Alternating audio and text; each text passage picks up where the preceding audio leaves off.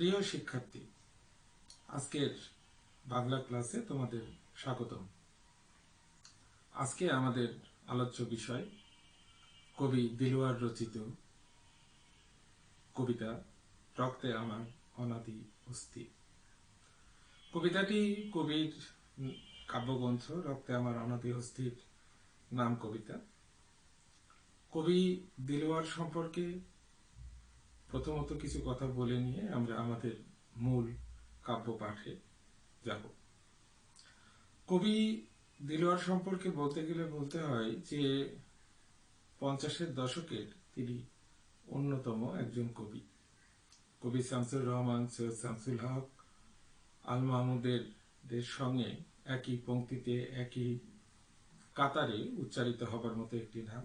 কিন্তু দুর্ভাগ্যজনক হলেও সত্য যে কবি দিলওয়ার সম্পর্কে বাংলা দেশে তেমন কোনো গবেষণা বা তেমন কোনো লেখালেখি হয়নি। যেটুকুটা হয়েছে সেটুকুটা তার শোভানাধ্যায়ী গুণগ্রাহীদের মধ্যেই সীমাবদ্ধ। একাডেমিক গবেষণাও কবি দিলওয়ার সম্পর্কে খুব একটা বেশি হয়নি। কবি দিলওয়ার তোমরা জানো যে গণমানুষের কবি হিসেবে পরিচিত। তিনি এক অর্থে একজন স্বশিক্ষিত কবি। আমরা প্রথমে তার জীবন এবং কর্ম সম্পর্কে কিছু তথ্য জেনে নিই, তারপর মূল আলোচনায় অগ্রসর হব।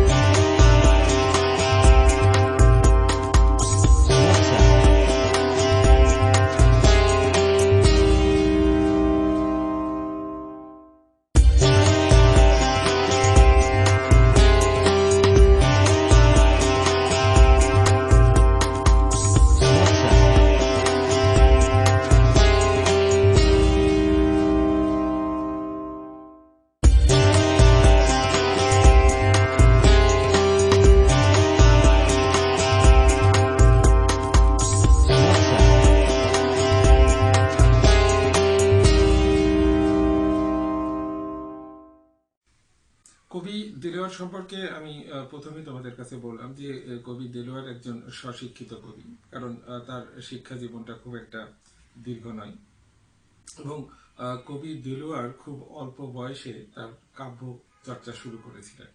তোমরা ইতিমধ্যে অবগত হয়ে গেছো যে মাত্র 12 বছর বয়সে কবির প্রথম কবিতা প্রকাশিত হয়েছিল সাইফুল্লাহ হে নজরুল নামে। কবিতাটি সাপ্তাহিক যুগ ভেরি পত্রিকায় 1949 সালে প্রকাশিত হয়েছিল এবং তার প্রথম কাব্যগ্রন্থ যেটি জিজ্ঞাসা, সেটাও খুব অল্প বয়সে প্রকাশিত হয়েছিল, মাত্র 16 বছর বয়সে 1953 সালে তার সেই কাব্যগ্রন্থটি প্রকাশিত হয়েছিল।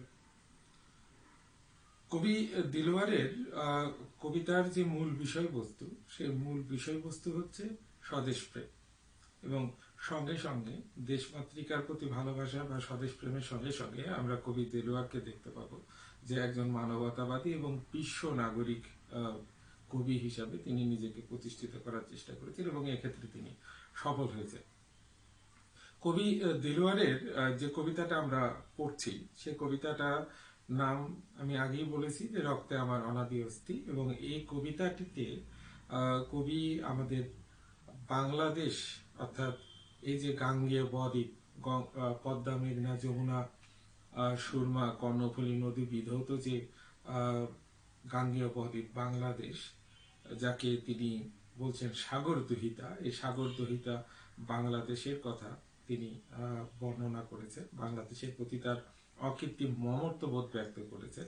সঙ্গে সঙ্গে তিনি এই কবিতাটিতে ঘোষণা করেছেন যে তিনি একজন গণমানুষের শিল্পী, অর্থাৎ সাধারণ মানুষের শিল্পী। এই কথাগুলো মাথায় রেখে আমরা তার কাব্য পাঠে অগ্রসর হব। রক্তে আমার অনাদি অস্থি পাঠের পূর্বে তোমাদের একটা বিষয় জানিয়ে রাখি যে কবিতাটি তোমরা তোমাদের একাদশ দ্বাদশ শ্রেণীর বাংলা পাঠ্য বইয়ে দেখবে যে লেখা আছে যে সংক্ষেপকৃত একটি কবিতা। তো এই কবিতাটার মূল কবিতা থেকে কোন অংশটুকু সংক্ষেপ করা হয়েছে অর্থাৎ বাদ দেওয়া হয়েছে সেটা আমরা ভিডিওর কোনো একটা জায়গায় আলোচনা করব। তো তার আগে আমরা তোমাদের পাঠ্য পুস্তকে যে কবিতাটি আছে সে কবিতাটি আলোচনা শুরু করতে পারি।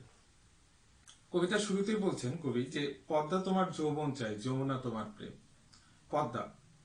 পদ্মা নদীর যৌবন চাচ্ছেন কবি দেলোয়ার। যৌবন অর্থে এখানে পরিপূর্ণতা।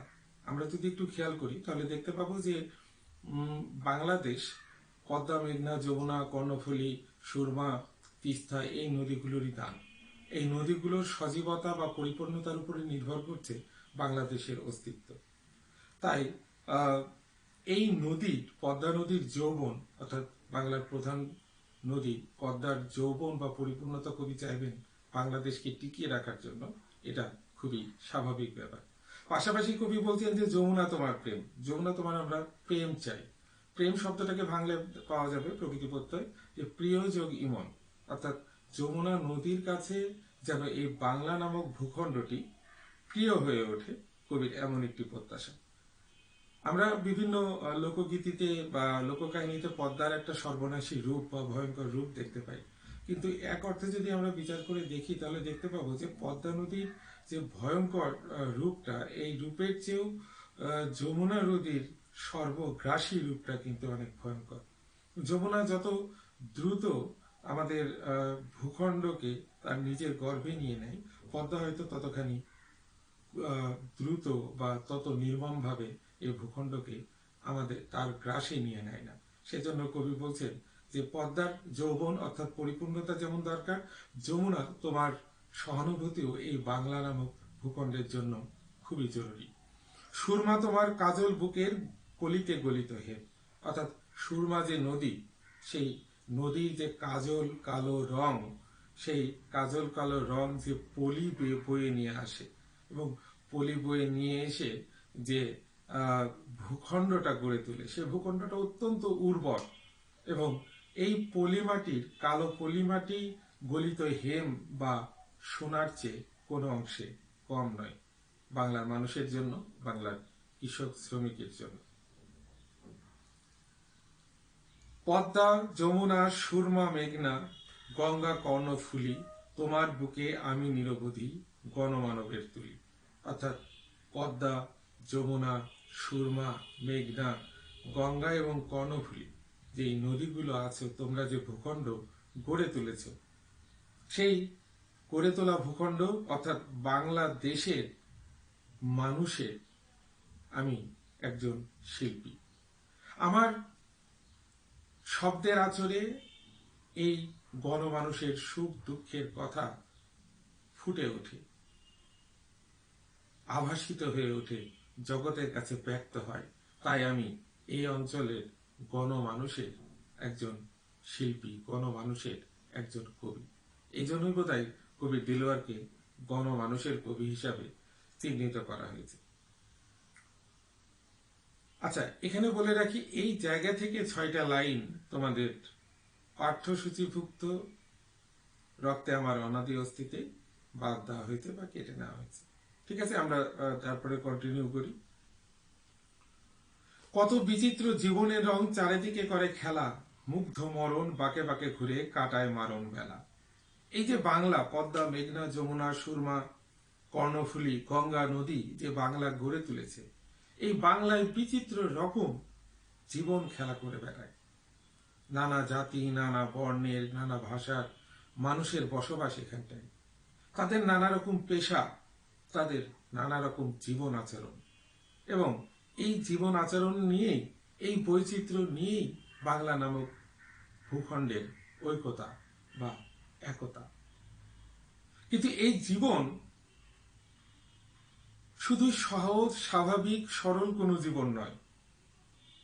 এই জীবনের বাঁকে বাঁকেও অনেক বিপদ আছে, অনেক শত্রু লুকায়িত আছে, অনেক ভয় আছে। তাই কবি বলছেন যে মুগ্ধ মরণ বাঁকে বাঁকে ঘুরে কাটায় মারণ বেলা। অর্থাৎ আমাদেরকে নানান বিপদ আপদ এবং প্রতিবন্ধকতার সঙ্গেও লড়াই করে যেতে হয়, যুদ্ধ করে যেতে হয়। কিন্তু তাই বলে কি আমাদের স্বপ্ন, আমাদের ভালোবাসা, আমাদের ভবিষ্যৎকে আমরা এই বিপদের হাতে ছেড়ে দেব? আমাদের হৃদয়ে কি তা আমরা লালন করব না?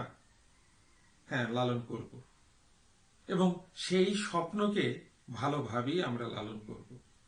কবি বলছেন যে রেখেছি আমার প্রাণ স্বপ্নকে বঙ্গোপসাগরে। অর্থাৎ জীবনের বাঁকে বাঁকে মারণ বেলা থাকতে পারে, এই মারণ এবং বিপদ থেকে আমার স্বপ্নকে সুরক্ষিত রাখার জন্য, সুরক্ষিত করার জন্য আমি তাকে আমানত হিসাবে জমা রেখেছি বঙ্গোপসাগরের বুকে। তোমরা যদি একটু খেয়াল করে দেখো, তাহলে দেখবা যে বঙ্গ নামক এই ভূমিটা 3 দিক থেকে খুবই নিরাপদ। এর উত্তর দিকে হিমালয় পর্বত শ্রেণী, দক্ষিণ দিকে বঙ্গোপসাগর, পূর্বে আরাকান পর্বত শ্রেণী, পশ্চিম দিকটা অর্থাৎ ভারতের পশ্চিম বাংলা যেটা পড়ছি, এটারও শেষ অংশে গিয়ে দেখবে ছোট নাগপুরের পাহাড় আছে। এক অর্থে আমাদের এই বঙ্গভূমি, বৃহৎ বঙ্গভূমি যদি অনিরাপদ থেকে থাকে, তাহলে সেটা পশ্চিম দিকেই থেকেই অনিরাপদ ছিল অতীতে। তো এই যে প্রাকৃতিকভাবে সুরক্ষিত এই বঙ্গভূমি, এই বঙ্গভূমির মানুষ তাই তার সবচেয়ে বড় যে প্রতিরক্ষাকারী বঙ্গোপসাগরের নিকট, রক্ষাকারী বঙ্গোপসাগরের নিকট নিজের স্বপ্নকে আমানত হিসাবে রাখবেন, এটাই স্বাভাবিক। কবিও তাই রেখেছেন যে আমার স্বপ্নকে আমি বঙ্গোপসাগরের বুকে রেখেছি। যখন বহিঃশত্রুরা আমাদের উপরে দৃষ্টি দেয়, আমাদের এই গলিত হেমপূর্ণ মাটিতে উপর লোলুপ দৃষ্টি দেয়, সেন দৃষ্টি দেয়, তখন আমরা প্রতিরোধ করি, ফুঁসে উঠি। এবং সেই ফুঁসে ওঠাটা, প্রতিরোধ করাটা কার মতো? সেই প্রতিরোধ করাটা, সেই ক্রোধটা আমার বঙ্গোপসাগরের ভয়াল ঘূর্ণির মতো। কবি লিখছেন, ভয়াল ঘূর্ণি সে আমার ক্রোধ, উপমা যে তার নেই। অর্থাৎ বঙ্গোপসাগরের বুকে যে ভয়াল ঘূর্ণিটা দেখতে পাও, সেটাই আমার প্রকৃত অর্থে ক্রোধ। এই ক্রোধ কাদের প্রতি? এই ক্রোধ যারা বাইরে থেকে এসে আমাদের এই ভূমিতে রাজত্ব করতে চায়, তাদের প্রতি আমাদের এটা একরকম সাবধান বাণী। এই ক্রোধ শুধু আমার বুকে আছে তা নয়, এ বাংলার প্রতিটি মানুষের বুকে আছে। তাই কবি বলছেন, এই ক্রোধ জলে আমার স্বজন গণমানবের বুকে। অর্থাৎ প্রতিটি মানুষের মধ্যেই, বুকেই আছে এই ক্রোধ। এই ক্রোধ হচ্ছে নরদানবের বিরুদ্ধে ক্রোধ। যখন নরদানবরা আমাদের উপরে লোলুপ দৃষ্টি দেয়, তাদেরকে প্রতিরোধ করার জন্য ক্রোধ। কবি বলছেন, যখন বোঝায় প্রাণের জাহাজ নরদানবের মুখে। অর্থাৎ এই ক্রোধটা আরো ভয়ানক হয়ে ওঠে যখন আমাদের এই প্রাণপূর্ণ বঙ্গভূমিকে নরদানব অর্থাৎ বহিঃশত্রুরা আক্রমণ করতে আসে। তখন এই ক্রোধ আরো ভয়ঙ্কর হয়ে ওঠে।